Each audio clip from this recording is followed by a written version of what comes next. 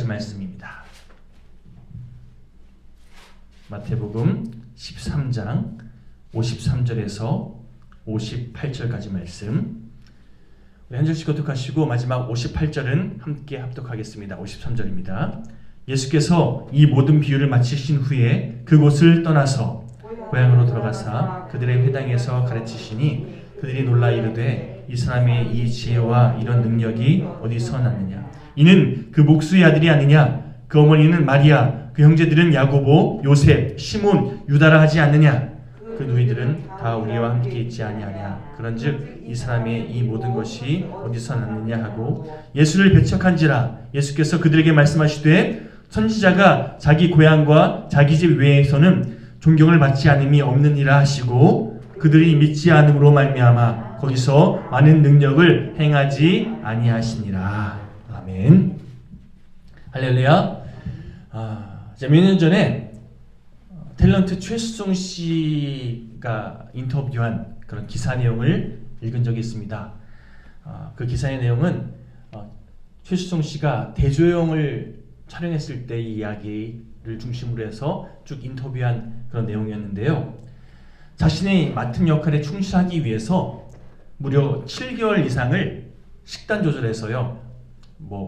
이를테면 탄수화물 섭취 안 하고 밥 대신에 방울토마토 또 어쨌든 영양분 섭취해야 되니까 미숫가루 이런 것들로 식단 조절해서 굉장히 오랜 시간 동안 아주 초췌한 모습을 유지하기 위해서 애썼다 이런 얘기를 하더라고요. 왜 그러냐면 드라마 초기에 노비로 나왔는데 노예 역할 맡은 사람이 살이 쪄 있고 피둥피둥한 그런 모습으로 나오면 현실성이 떨어진다고 판단해서 그래서 초췌한 얼굴 만들기 위해서 밥을 굶고 방울토마토 먹으면서 여러분 어찌 보면 우리가 사는 데 있어서 먹는 즐거움이 있잖아요. 이거를 내가 맡은 역할을 위해서 절제하면서 지낸다. 이 쉬운 일 아니지 않습니까? 헐리우드 배우라든지 아니면 여러분 잘 아시는 어떤 유명한 배우들 고무줄 몸무게라고 해서 입금 전과 입금 후에 몸무게 확 다른 이런 모습들로 보긴 하는데 어쨌든 이게 자기 관리인 거잖아요. 중요한 것은요. 노비 역할이 끝난 이후에도 계속 식단 조절을 했다는 겁니다. 왜냐하면 비록 노비 역할은 이제 끝났지만 그래도 드라마의 내용이 건국에 대해서 발해의 건국 과정에 대해서 쭉 풀어가는 대조영 이야기가 그런 거잖아요. 그래서 건국 과정에서 고민도 많고 또 나라 건국을 위해서 애쓰는 이런 장수의 역할을 그리는 드라마다 보니까 살찐 모습으로는 곤란하다. 계속해서 그 초췌한 모습을 유지하는 게 필요하겠다라는 판단하에 정말 최선을 다해서 식단 관리를 했다는 겁니다. 제가 그 기사를 읽으면서 이게 프로의식이구나. 자기 맡은 것에 대해서 더 좋은 모습으로 그려내기 위해서 정말 뼈를 깎는 그런 고통이라고 표현을 하긴 그렇지만 최선을 다해서 애쓰는 모습. 그냥 이 정도면 됐지가 아니라 최선을 다해서 그것을 내가 감당하기 위해서 애쓰는 이런 모습들이 이게 더 드라마를 더 의미 있게 더 사람들이 주목하게 만드는 어떤 원동력이 되겠구나라는 생각이 한 적이 있습니다. 그날 제가 비슷한 맥락의 한 기사를 또 본 적이 있는데요. 내용 포인트가 전혀 달라요. 그런데 기사를 쭉 읽으면서 하나님께서 비슷한 맥락의 깨달음을 주셨던 기사가 있는데요. 여러분 잘 아시는 우리나라의 간판 그룹이라 할 수 있는 S그룹, 굳이 이름 얘기 안 해도 아시겠죠? 이 S그룹에서 임원이 되거나 혹은 임직원을 유지하기 위해서 필요한 4가지 금기사항에 대해서 쭉 소개하고 있는 기사였습니다. 다시 말해서 하지 말아야 할 준수사항에 대해서 4가지를 소개하고 있는데 첫 번째, 여자를 피해야 하고 여자 같은 경우는 남자에 대해서 좀 조심하는 이런 부분이 필요하고 주식을 멀리해야 하며 골프를 멀리하고 도박을 피해야 한다. 이 네 가지 금기사항인 거예요. 몇 가지 사항은 제가 그럭저럭 이해가 되는데 우리의 보편적인 상식에서 좀 벗어난, 예를 들어서 여러분 제가 아는 뭐 과장급 이상의 회사 다니는 분들이요, 바이어들, 거래처 사람들 상대하기 위해서라도 골프 배우고 또 골프 어느 정도 칠 줄 알아야 된다 이야기하시면서 골프 치러 다니시더라고요. 즐기기 위해서뿐만 아니라 내가 접대하기 위한 어떤 필수 코스로 이게 필요하다 해서 배우러 다니는 분들이 참 많더라고요. 뭐 여주에도 골프장이 많다고 들었는데 뭐 서울에서 이렇게 골프 치러 오는 사람들이 꽤 많다고 들었습니다. 그런데 여러분, 삼성이라고 하는 대기업에서 골프를 왜 그만하는가? 이유가 참 재밌습니다. 비용적인 면을 떠나서, 비용은 사실 두 번째 문제고, 시간을 많이 들이는 그런 운동이라는 거죠. 한번 필드에 나가면 하루를 꼬박 허비해야 하니, 그렇게 하루 종일 허비하는 운동 말고, 그렇게 시간을 허비하지 말고 좀 더 건설적인 일에 너희 시간을 투자하는 거죠. 여러분, 한 회사를 책임지는 임직원이 되기 위해서 자기 절제가 필요하고 또 도덕성이 바탕되어지는 이 네 가지 금기 사항에 대해서 기록한 그 기사를 읽으면서 하나님께서 앞서 얘기한 최수성 씨 이야기와 또 삼성의 이 네 가지 금기 사항, 이 두 가지가 전혀 상관이 없는 기사잖아요. 그런데 하나님께서 뭘 깨닫게 하셨냐면요, 내가 지금 하는 일에 대해서 최선을 다하는, 또 내가 이것을 감당하기 위해서 끊어야 할 것을 끊을 수 있는 이 결단, 이것이 결국에는 내가 감당하는 일에 대해서 더 잘 감당할 수 있는 원동력이 되는구나, 이걸 깨닫게 하시더라고요. 여러분, 지금 말씀드린 내용을 기반으로 해서 내가 취해야 할 것을 바르게 취하고 내가 끊을 것을 바르게 끊을 수 있는 이 결단과 이 열심이 우리 믿음 생활 가운데도 필요하다는 생각이 듭니다. 그런 맥락에서 우리가 멀리해야 할 것들, 또 하나님 안에서 바르게 취해야 할 것이 무엇인지 이 말씀을 통해 분별할 수 있는 오늘 이 예배 시간 되길 소망합니다. 자, 우리 본문 다시 한번 좀 그런 맥락에서 살펴보기 원하는데요. 오늘 본문은요, 예수님께서 고향인 나사렛이라는 지역을 찾으셨을 때의 일을 소개하고 있습니다. 여러분 아시는 것처럼 이 당시에 예수라는 이름이 참 많았어요. 예수가 말 그대로 메시아라는 뜻이잖아요. 구원자. 이 당시에 너무나 어수선한 그런 시기이기 때문에 구원자라는 이름의 이 이름을 자녀들에게 많이 붙여줬다는 것이죠. 그래서 예수라는 이름이 워낙 많다 보니까 다른 예수들과 비교하기 위해서 하나님의 독생자이신 예수 그리스도를 어떻게 우리가 호칭합니까? 나사렛 예수로 표현하잖아요. 자신의 출생지를 할 수 있는 성장한, 물론 예수님이 태어난 곳은 예루살렘이지만, 베들레헴이지만 예수님이 자란 곳이 나사렛이잖아요. 예수님의 고향이라 할 수 있는 나사렛에 예수님께서 방문하셨을 때의 이야기를 오늘 본문이 소개하고 있는 거죠. 자, 이 나사렛이라는 지역은요, 요한복음 1장 43절에 보면 빌립에게 예수님을 소개받은 나다니엘이라는, 이 빌립과 나다니엘은 나중에 예수님의 제자가 되죠. 나다니엘이 예수님이 어디 출신인지를 듣고 나서 아유, 나사렛에서 무슨 선한 것이 난다 그래, 이렇게 얘기할 정도로, 한마디로 나사렛은요 사람들에게 무시받는 지역인 거예요. 아주 낙후된 그런 시골 동네, 깡촌 지역인 거죠. 뭐 우리 흔히 말하는 것처럼 뭐 개천에서 용 난다 이런 표현을 쓰지만 요즘에는 개천에서 용 안 난다면서요.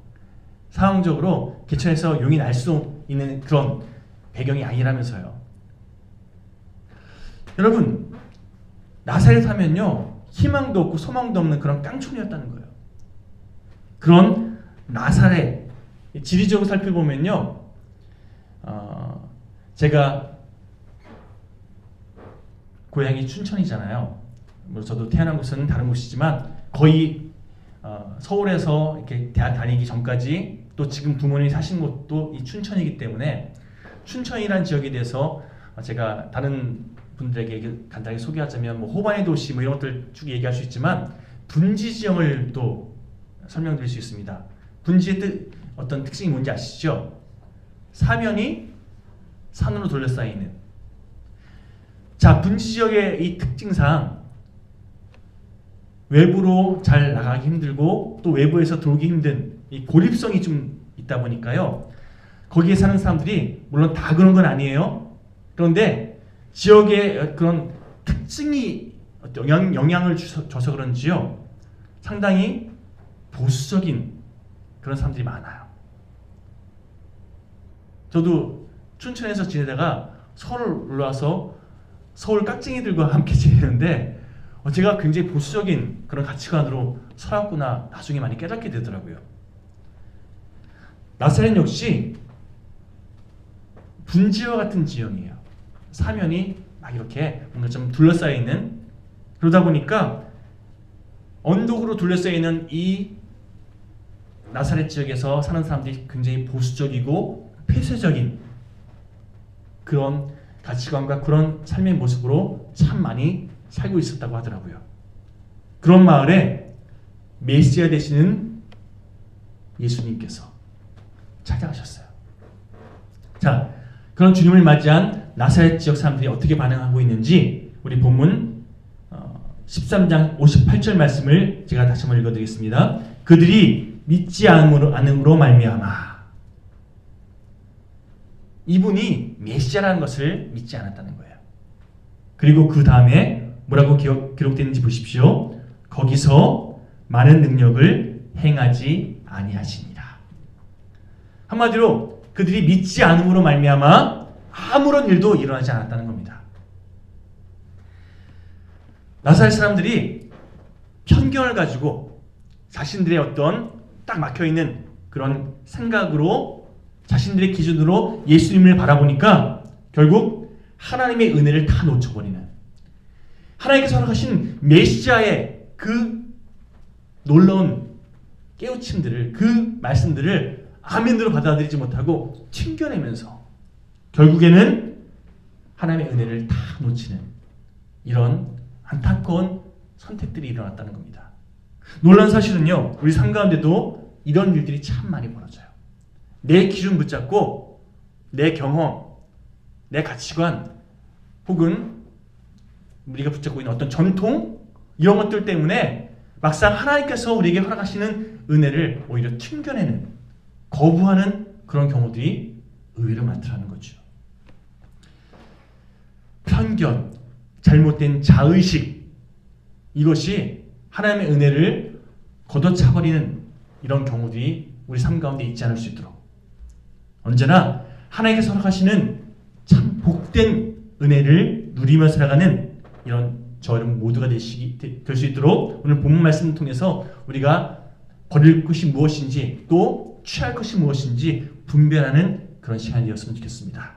자, 첫 번째로 편견을 내려놓고 하나님의 시선, 주님의 시선으로 바라볼 줄 알아야 합니다. 편견, 한쪽으로 치우쳐진 시선이라는 거죠. 나를 중심으로 해서 내가 기준되어서 바라보는 그 시선을 내려놓고 주님의 시선을 바라볼 수 있어야 된다는 겁니다. 하나님의 시선. 오늘 본문 54절, 자 함께 읽어볼까요? 시작. 54절 제가 읽어드릴게요. 고향으로 들어가사 그들의 회당에서 가르치시니 그들이 놀라 이르되 이 사람의 이 지혜와 이런 능력이 어디서 났느냐. 예수님께서 회당에서 말씀을 가르치시는데 그 말씀의 해석이 너무 놀라운 거예요. 메시아 대신 그리스도 대신 예수님께서 말씀을 전하시는데 그 깊이가, 그 넓이가 얼마나 대단한지 말씀을 들으면서 사람들이 다 놀랐다는 거예요. 오, 하나님의 뜻이 이거구나. 오, 이렇게 해석할 수 있지? 다 듣고 놀랐다는 거예요. 그런데 그 지혜와 그 능력에 대해서 너무나 감탄한 그 다음 구절을 보니까요, 이 사람들이 뭐라고 얘기합니까? 이는 목수의 아들이 아니냐. 그 아버지를 내가 알고 그 형제들을 내가 아는데 에이, 저 사람은 메시아가 아니야. 내가 알아. 이렇게 자신의 생각을 그들의 기준을 붙잡고 예수님에 대해서 딱 규정해버렸다는 거예요. 제가 지난주에 춘천에서 저희 동생 장례식을 치르면서 저희 부모님 교회 교인들 맞이하는 그런 시간이 있었는데 그 교인들이 사실은 제가 어렸을 때 제 어렸을 때 모습을 봤던 교인들도 오셨을 거 아니에요. 물론 이제 세대 교체가 되고 교인들이 많이 바뀌어서 제가 아는 분보다 모르는 분들이 더 많이 왔는데 그래도 저의 어린 시절을 알았던 분들도 오셔서 이렇게 제가 접대를 하면서 한 분이요. 사실은 저보다 3살 위에 이제 그 교회 이제 권사님이 되신 분이에요. 자신의 큰아들이 감신대에 갔다고 하면서 쟤 또 어렸을 때 많이 따랐던 형이에요. 그러면서 이렇게 저렇게 얘기하다가 장난스럽게 그런 거죠. 뭐 저를 함부로 대한 게 아니라 장난스럽게 이 목사 여기 반찬 떨어졌어. 그러면서 네 하고 제가 반찬 갖다 드렸어요. 여러분 어린 시절을 아는 그런 동네 사람 입장에서는요, 그런 교인 입장에서는요, 제가 그냥 그때 그 모습으로만 보이는 거예요. 그렇지 않겠습니까? 그곳에서 만약에 제가 사역을 한다, 그러면 제가 목회자의 영향력을 발휘하기까지 얼마나 많은 시행착오가 있겠습니까? 다른 교회에 사역하는 것보다 더 많은 영적인 영향력을 보여줘야 사람들이 그제서야 따라오지 않겠습니까? 저를 그냥 목사로 만났기 때문에 여러분들이 저를 목사로 대접해 주시는 거지, 제 어린 시절을 보면서 만약에 저를 목사로 맞이하셨으면 저를 목사로 인정하기까지 참 많은 시간이 시행착오가 걸리지 않겠습니까? 예수님을 딱 맞이한 나사렛 사람들이요, 아유 목수의 아들 아니야, 내가 제 어렸을 때 봤는데 뭐, 이러면서 예수님의 가르침을 오히려 놀라운 하나님의 그런 메신저로서 맞이한 것이 아니라 에이, 제가 그렇지 뭐 하고 그냥 쑥 튕겨내버리더라는 거예요. 편견으로 바라봅니다. 어린 시절에 저 아이의 모습이 내가 아는데 아유 별거 없었어 이러면서 편견으로 바라보다 보니까 결국 말씀의 그 깊이를 온몸으로 내 것으로 삼지 못하더라는 거예요. 오늘 본문에 58절에 기록된 것처럼 결국 아무런 일도 더 이상 일어나지 않더라는 겁니다. 사도행전 10장에 보면요, 이런 비슷한 사건에 대해서 소개하고 있는데요.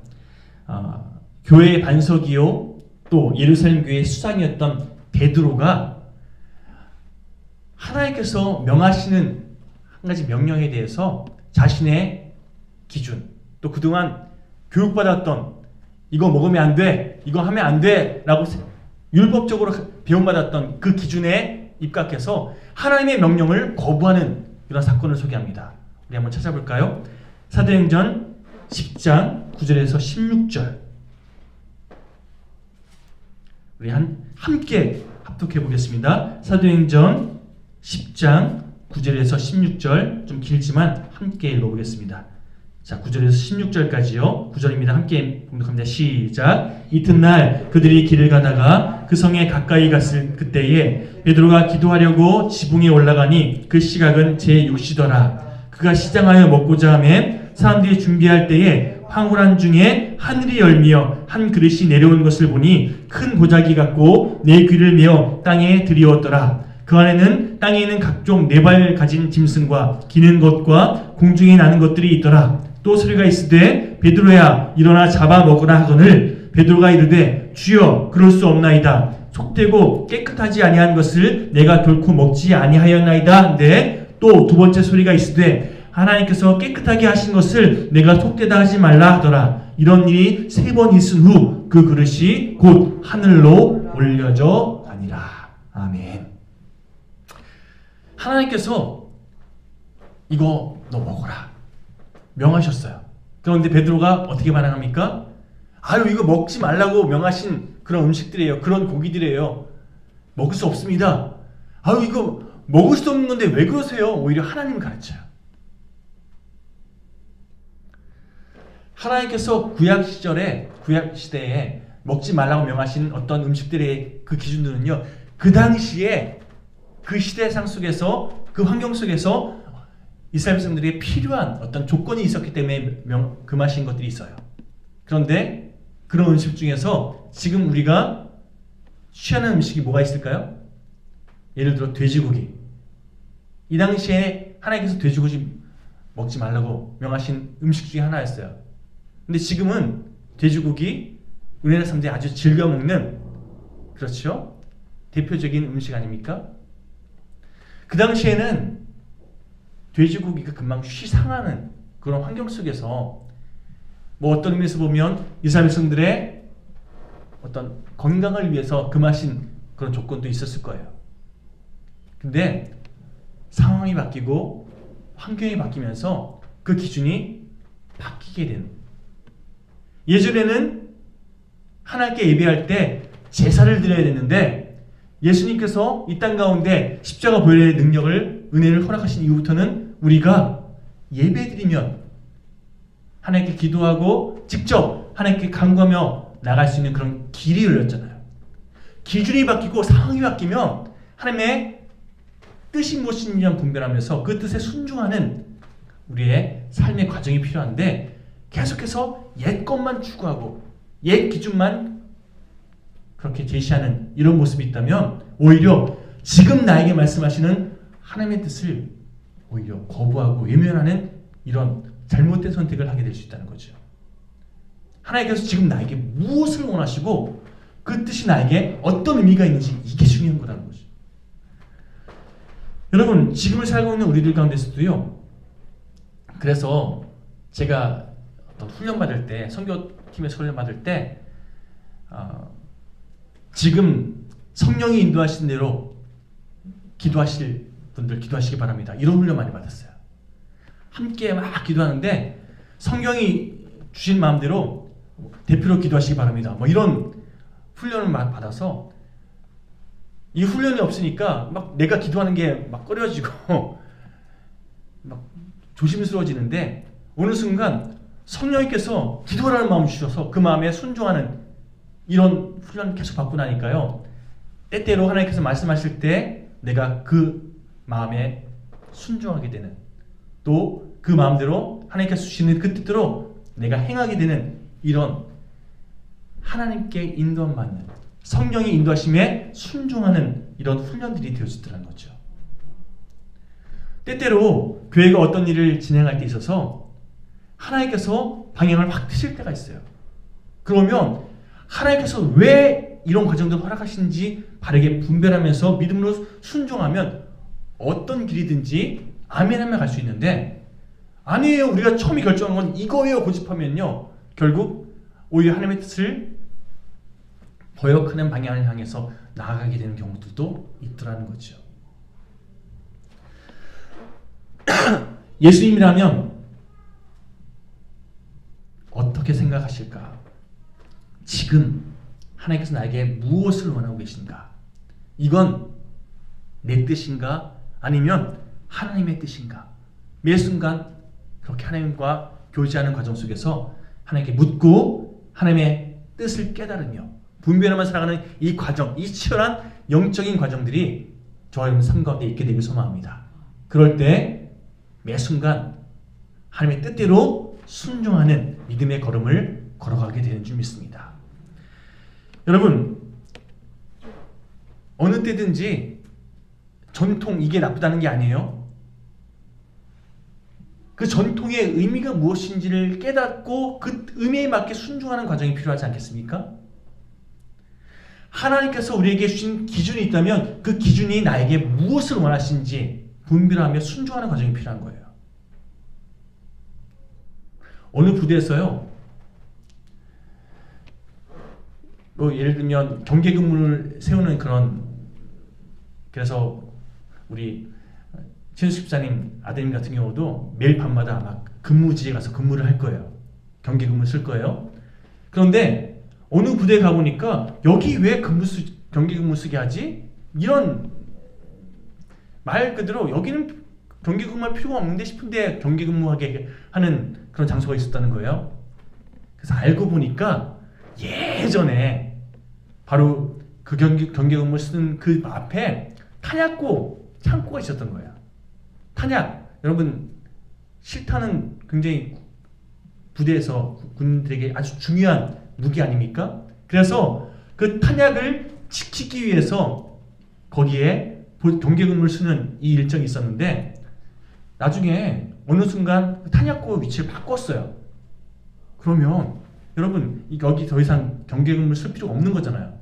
그런데 경계 근무의 의미를 정확하게 인지하지 못하고 그냥 예전부터 했던 장소니까 예전부터 거기서 경계 근무 썼으니까 쭉 이어가고 있다면 이거보다 비효율적인 게 없습니까? 우리 삶 가운데 이런 비효율적인 원래 목적을 놓쳐버리고 쓸데없이 행하고 있는 그런 과정들이 참 많더라는 거예요. 더불어 우리가 정말 구별하고 또 취해야 할 가장 중요한 가치관 중에 하나가 비교의식을 내려놔야 됩니다. 비교하는 그런 태도들. 이 비교의식으로 인해서 파생되는 감정들이 있는데요. 시기하고 질투하는 마음들. 결국 비교하면 이런 감정들이 우리를 주도하게 돼 있잖아요. 자, 오늘 본문 54절 하반부를 보십시오. 그들이 놀라 이르되 이 사람이 이 지혜와 이런 능력이 어디서 났느냐? 계속해서 57절입니다. 그 다음에 어떻게 반응합니까? 예수를 배척한지라. 예수님께서 놀라운 가르침을 그들에게 흘려보내시니까 아멘으로 반응하는 것이 아니라 오히려 예수님은 어떻게 했다고요? 배척했다는 거예요.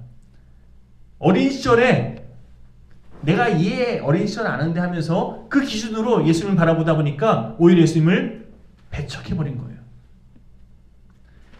자, 여러분 다윗에 대해서 한번 예를 들어보겠습니다. 사울은 천천히요, 다윗은 만만이라는 그런 백성들의 열화와 같은 다윗을 향한 이 마음을 보고 사울이 다윗에게 질투하게 되어서 결국 다윗을 죽이려고 쫓아다니지 않습니까? 근데 만약에 여러분 이런 생각을 해봤습니다. 그 골리앗을 죽이는 그 현장에서 다윗이 만약에 물맷돌로 한 번에 딱 쓰러뜨린 것이 아니라 정말 죽기 직전까지 막 힘들게 싸우다가 겨우겨우 골리앗을 이겼어요. 그러면 그 현장을 바라봤던 사울왕 이 마음 가운데 어떤 마음이 컸을까요? 너무 고생했다. 너무 힘들었지? 애썼다. 아마 이런 마음이 있어서 뭐 백성들이 어떻게 반응하든지 간에 너 그래도 우리를 위해서 그렇게 고생했는데 내가 너 인정한다. 아마 이런 마음으로 흘러가지 않았을까 싶어요. 그렇지 않을까요? 그런데 여러분 아시는 것처럼 다윗이 하나님의 도우심에 힘입어 물맷돌로 그냥 한 번에 골리앗을 쓰러뜨려버려요. 그리고 그렇게 하나님께 쓰임받은 다윗의 그 영웅담을 사람들이 칭송하기 시작합니다. 결국 사울이 질투한 것은요, 하나님께서 다윗과 함께 하셨다는 거예요. 하나님께서 다윗을 통해 역사하고 계신다는 그것을 사울이 질투했어요. 결국 내가 누리지 못하고 있는 그 은혜, 쟤는 누리고 있네. 이런 시기 질투 때문에 다윗을 어떻게든 제거하려고 최선을 다해 애쓰는 다음 과정이 펼쳐지게 되었다는 거죠. 여러분 가만 보면 죄성의 영향을 받은, 그래서 계속 뭔가 비교하면서 다른 사람을 시기하고 질투하는 이런 마음을 붙잡는 사람들의 태도가 사울과 같은 모습으로 흘러가기 쉽다는 겁니다. 누군가가 잘 된다 그러면 여러분 이런 이야기 들어보셨죠? 배고픈 건 참을 수 있어도 배 아픈 건 못 참는다. 사촌이 땅을 사면 배 아프다 뭐 이런 얘기 많이 하잖아요. 사실은 사촌이 땅을 사면 배 아프다 이 말이 굉장히 뭐랄까요? 좋은 의미로 쓴 문장이었대요. 사촌이 땅을 사면 땅에 거름을 줘야 되잖아요. 예, 거름을 주기 위해서 내가 배변 활동을 해서 그렇게 이 땅을 기름지게 하는 이런 품앗이의 개념으로 이 속담이 먼저 쓰였는데 나중에는 이 속담의 의미가 변질되어서 나보다 잘 되는 그런 대상에 대해서 내가 질투하고 속상해 배앓이하는 이런 내용으로 변질되어 버렸어요. 마찬가지로 누가 잘 되는 것에 대해서 걷잡을 수 없이 질투하고 속상해하는 죄를 물든 우리들의 이기적인 그런 죄된 속성이 여러분 결국 우리가 어떤 일을 하면서 또 다른 사람을 바라볼 때에 그런 나 중심적인 가치관으로 다른 사람들을 바라보게 되는 이런 선택을 하게 만든다는 거죠. 성경에 보면 이 질투 때문에 결국 망한 인생들의 이야기 참 많이 소개하고 있지 않습니까? 뭐 예를 들어 창세기 4장에 보면 가인, 하나님께서 자신의 동생 아벨의 제사를 받으시는 걸 보고 내 제사는 안 받으시는데 내 동생의 제사 받으시네? 그러면 내가 뭐가 문제있지? 스스로 돌이켜본 게 아니라 난 받지 않고 아벨만 받으시는 하나님에 대해서 속상해하는 나머지 아벨을 질투해요. 그리고 그 질투의 끝이 어떻게 흘러가죠? 아벨을 죽이는 것으로 막장으로 치닫죠. 여러분 창세기 30장에 보면 우리가 언젠가 다뤘던 라헬, 사실 라헬은 언니 레아와 비교했을 때 많은 것을 갖고 있었어요. 미모도 갖고 있지, 다른 사람들에게 사랑받고 있고, 무엇보다 자기 남편은 라헬만 알아요. 그렇죠? 그런데 자신이 유일하게 갖지 못하고 있는 한 가지 자녀를 자기 언니가 갖고 있다는 그 이유 때문에 오히려 그동안 너무 고생하고 너무나 힘들었지 언니를 응원하며 축하해 준 게 아니라 오히려 내가 갖지 못한 그것 때문에 언니에 대해서 질투하잖아요. 결국 이것이 자녀 간의 자식 경쟁으로 흘러가지 않습니까? 여러분 다윗의 형인 엘리압 혹시 이름 들어보셨습니까? 다윗의 첫째 형 이름이 엘리압이에요. 그런데 엘리압이요 기름 부음 받을 때 그 현장에 있었잖아요. 장남인 자기가 기름 부음 받을 줄 알았는데 오히려 사무엘 선지자가 누구에게 기름 붓죠? 다윗에게 기름 부은 거 보면서 걷잡을 수 없는 질투감에 사로잡혀요. 시기심에 사로잡혀요. 이런 자기의 이 감정으로 계속해서 다윗을 바라보고 있다가 전쟁터에서 지금 골리앗을 향해 내가 나가 싸우겠습니다 이야기하는 이 동생을 보면서 뭐라고 얘기하는지 한번 본문 찾아볼까요? 자, 사무엘상 17장 28절. 사무엘상 17장 28절. 우리 한 목소리로 함께 합독해 보겠습니다. 시작. 큰형 엘리압이 다윗이 사람들에게 하는 말을 들은지라 그가 다윗에게 노를 바라여 이르기를 내가 어찌하여 이리로 내려왔느냐 들어있는 양들은 누구에게 맡겼느냐 나는 네 교만과 네 마음의 완악함을 아노니 네가 전쟁을 구경하러 왔도다. 온갖 삐뚤어진 마음으로 그래서 다윗에 대해서 삐뚤어진 시선으로 바라보고 있어요. 그렇죠? 너 지금 장난하러 왔냐? 너 왜 그런지 내가 다 알아 이러면서 여러분 지금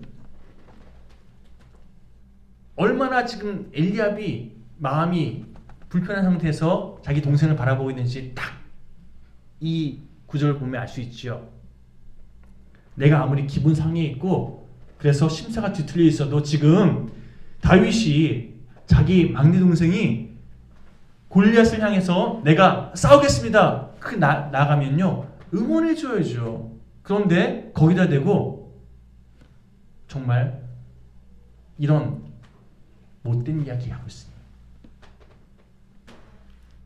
싸움터를 향해 나가는 동생을 향해서 이런 비방을 하고 있는 게 이 말해야 되는 행동입니까? 그런데 여러분 비교의식, 시기, 질투 이런 부정적인 감정에 휩싸이다 보니까 결국 감정적으로 해서는 안 될 이런 행동들을 하게 되더라는 겁니다. 우리가 하나님의 구원의 은혜를 누린 인생이라면요, 누가 잘 된다는 이야기 들으면 함께 기뻐하고. 왜요? 그 사람을 통해서 하나님의 영광이 드러날 것이기에. 누가 뭔가 좀 힘들다 그러면 궁이 여길 줄 알고. 이게 하나님의 아버지의 마음으로 상대방을 대하는 그런 우리의 삶의 모습에 대한 이 과정들 아니겠습니까? 그런데 오히려 다른 사람이 잘 된 것에 대해서 안색이 변하여. 내가 저 자리에 갔어야 되는 건데, 내가 저거 누려야 되는데 나는 왜 이러지? 하면서 속상해하기를 선택한다면, 여러분 그런 우리의 모습을 보시면서 하나님께서 어떤 마음이 드실까요? 은혜 받았다고 그러는데, 믿음이 있다고 그러는데 교회 안에서 질투하는 선택을 하는 사람이 많아서 주님의 마음으로 바라보지 못하고 계속 비교하면서 자기중심적인 이 생각들로 다른 사람을 대하는 그런 교회에 다니는 사람들이 많아서 결국 교회 안에 잡음이 끊이지 않고 있다면 이것만큼 안타까운 일이 어디 있습니까? 제가 어느 교회의 부목사님에게 들은 이야기인데요, 제가 누구라고 얘기할 것 아니고 어느 교회도 얘기 안 하겠습니다. 근데 이 목사님이 참 열심히 사역해서 자기가 맡은 부서를 부흥시켰대요. 교인들도 너무 이 목사님에 대해서 막 너무나 좋아하고, 그걸 보면서 담임 목사님이 잘했다고, 이 목사님 참 잘하고 있다고 다른 목사님들 앞에서 막 칭찬하셨다는 거예요. 그런데 그 교회의 선임 부목사가 그 다음부터 아마 시기하는 마음 때문에 그랬겠죠. 이 열심히 잘 쓰임받고 있는 이 부목사님을 막 소외시키고 뭔가 좀 계속해서 힘들게 하더래요. 다른 부목사들 선동해서 왕따시키는 이런 일들을 막 자행하더라는 겁니다. 그렇게 1, 2년 동안 힘든 시간 보내고 나니까 이 목사님이요, 내 목회 그만두고 싶다는 생각이 들 정도로 그게 너무 힘들더라는 거예요. 교회에서 양을 치리하는, 또 바른 방향을 제시해야 할 목사들도 이런 비교의식과 잘못된 자의식으로 다른 사람들을 힘들게 하는 선택을 하더라는 거예요. 현재 말하는 것은 저희 영일교회가 내가 중심이 되어서 나만 잘 되면 되는 이런 자아 충만한 모습들 다 십자가에 못 박고, 언제나 주님의 마음으로, 주님의 시선으로 나를, 다른 사람들을 바라보고 대할 수 있는 그런 은혜 공동체로 앞으로 계속해서 성장해 나가기를, 쓰임받게 되기를 간절히 축원합니다. 누가 잘하면 함께 기뻐하고 함께 응원하고 함께 더 쓰임받게 뒤에서 후원할 줄 아는 이런 아름다운 믿음의 사역이 우리 교회 가운데 계속해서 펼쳐지게 되기를 간절히 축원드립니다. 여러분, 나사렛 사람들 보십시오.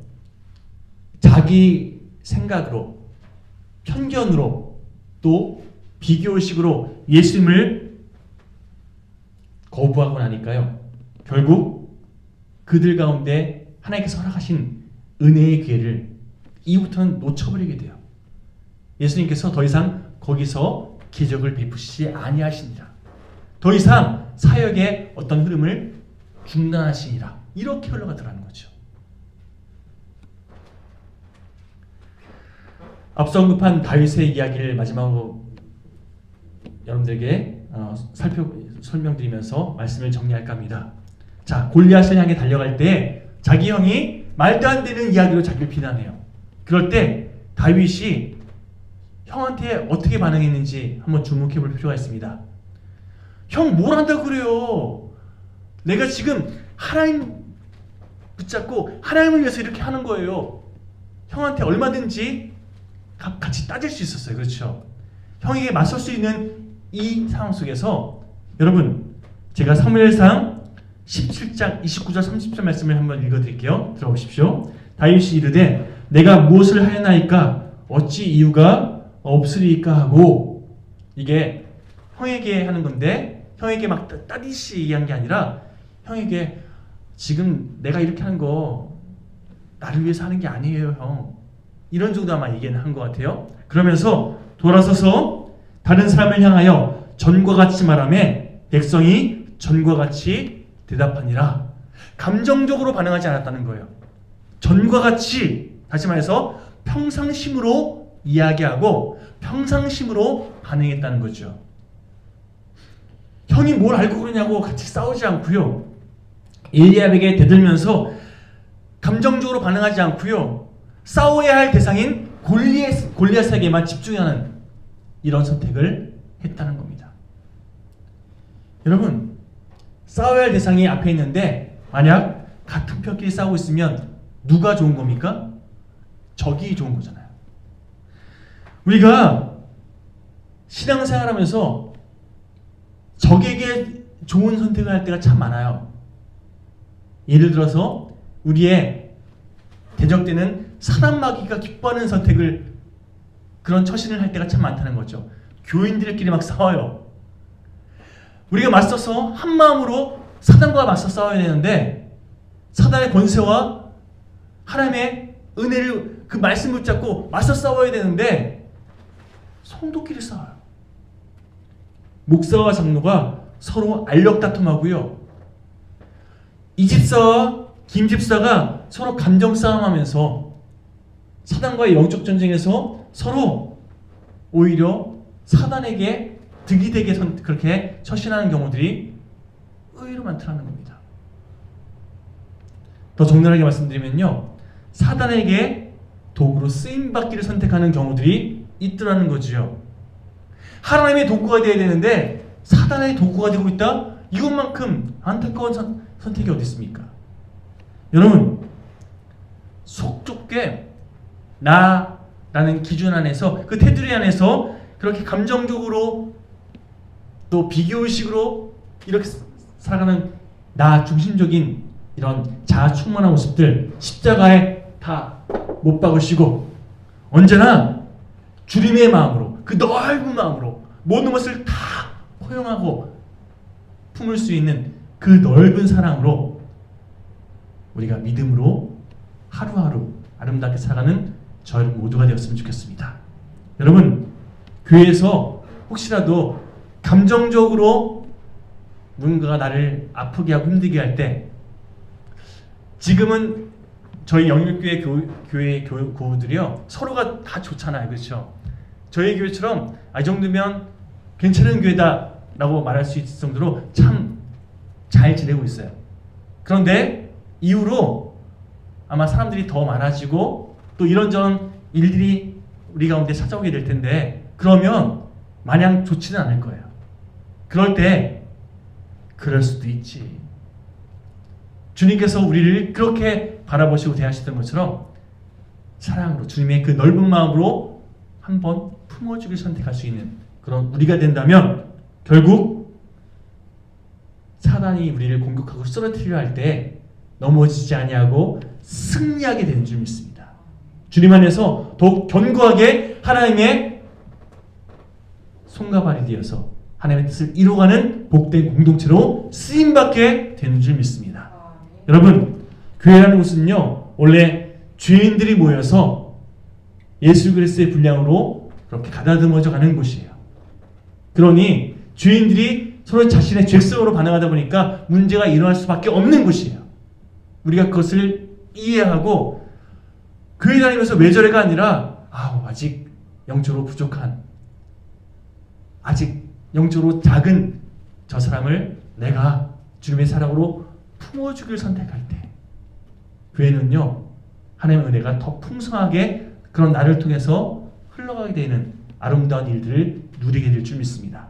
여러분, 판단하고 정죄하지 마시고요, 오히려 하나님의 뜻 안에서 기도하고 품어주길 선택할 때 그런 나의 삶의 모습을 통해서 하나님의 일하심을 경험하게 되는 것, 이것이 앞으로 우리 영일교회의 믿음의 과정이 되길 간절히 축원합니다. 더 이상 지금 제가 믿음으로 선포합니다. 교회에서 상처받았다 이런 얘기가 우리 영일교회 교우들 입술에서 고백되지 않길 소망합니다. 여러분, 상처는요 받기 때문에 문제예요. 그렇죠? 상처는 저도 주고 누구나 다 줄 수 있어요. 그런데 상처를 말 그대로 받기 때문에 문제입니다. 까짓 거 안 받으면 되는 거거든요. 우리 안에 주임으로 가득 채워져 있으면요 상처 안 받습니다. 제가 오늘 새벽에 간단하게 예를 들었는데요, 목사님께서 어떤 파티에 가서 그곳에서 호스트 되는 이 원사님한테 아주 이쁜 그런 브로치를 하고 계시더래요. 그래서 자기도 모르게 어우 진짜 같네요 그랬대요. 가짜라는 얘기 한 거잖아요. 그런데 그분이 막 웃으시면서 어떻게 하셨냐고, 진짜는 금고에 잘 보관하고 있고 이거 이미테이션 가짜 지금 하고 있는 거라고 눈썹이 좋다고 막 웃으시면서 얘기하더래요. 목사님이 진짜가 있는 사람은 다르구나. 진짜가 있으면 상처받지 않는구나. 그때 알았대요. 여러분, 제가 오늘 새벽에도 동일하게 선포했는데요, 우리 안에 진짜 되시는 예수님이 있다면 상처받지 않을 수 있어요. 내가 주임으로 반응하지 않고 진짜 되신 주님으로 그렇게 살아가지 못하니까 상처받는 거예요. 그러면 이렇게 기도하시기 바랍니다. 주님, 내가 주님으로 말미암아 상처 주지 않고 상처받지 않는 그런 복된 인생 되기 바랍니다. 내 입술 주장하시고 내 생각을 주장하여 주시옵소서. 그래서 상처 주지 않을 수 있도록, 상처받지 않을 수 있도록 저희 삶을 주관하여 주시옵소서. 우리가 함께 기도할 때에 우리 영일교회는 상처받지 않은 교회, 오히려 많은 영혼들을 회복시키고 성장시키는 하나님의 일하심을 보는 교회, 하나님이 기뻐하시는, 하나님의 마음을 시원케 하는 교회로 앞으로 계속해서 쓰임받게 되는 줄 믿습니다. 우리 이 시간 함께 찬송가 305장 함께 고백하시고 결단하며 기도하기 원합니다. 찬송가